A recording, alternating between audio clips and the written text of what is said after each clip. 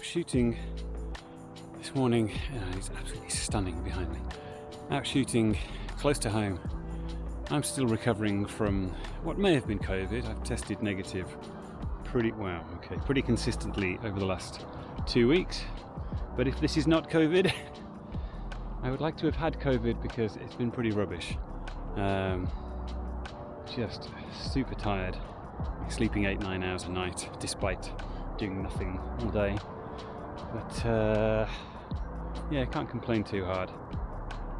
Still able to get out and walk the dog, still able to stay close to home and take photos at least.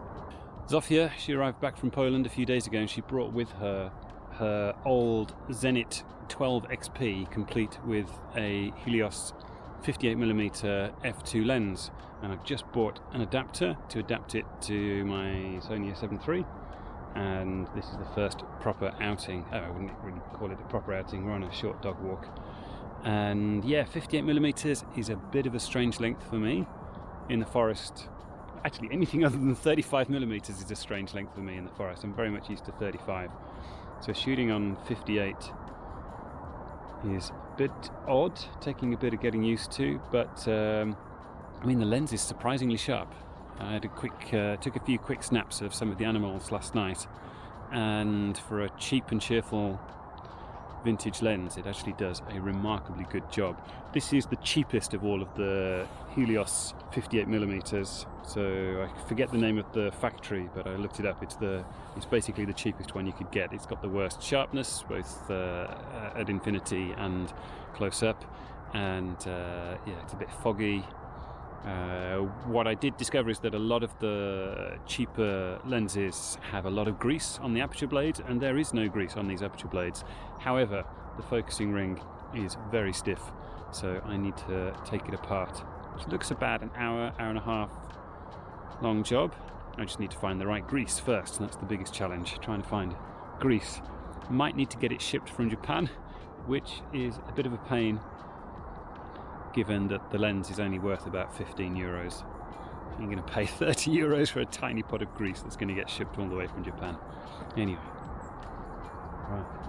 The weather is stunning. I'm going to take a few more. We're at a classic spot. I've photographed this fallen tree, gosh, I don't know how many times now, and one of my favourite bits of the forest, apart from the sound of the motorway, which is just over there. It's a bit of a shame, but you know, you can just about ignore it once you get used to it. Right, let's see what else we can find.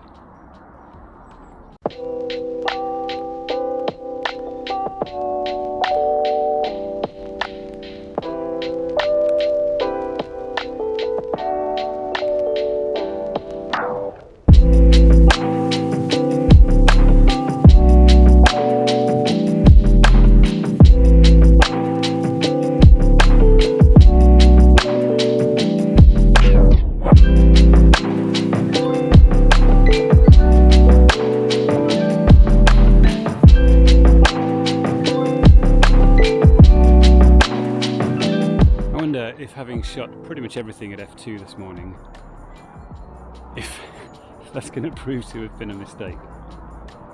Kind of works with the 35mm most of the time. Don't really know if it's going to work at 58mm. But that's all part of what today is about, figuring out what works and what doesn't, but also giving this guy a good walk as well. Isn't that right, Stefan? So thanks for coming along today. As usual, there are presets available on the website if you like the way that I edit my photos, and there are prints available as well. There's a shop with a wide selection and affordable, beautifully printed.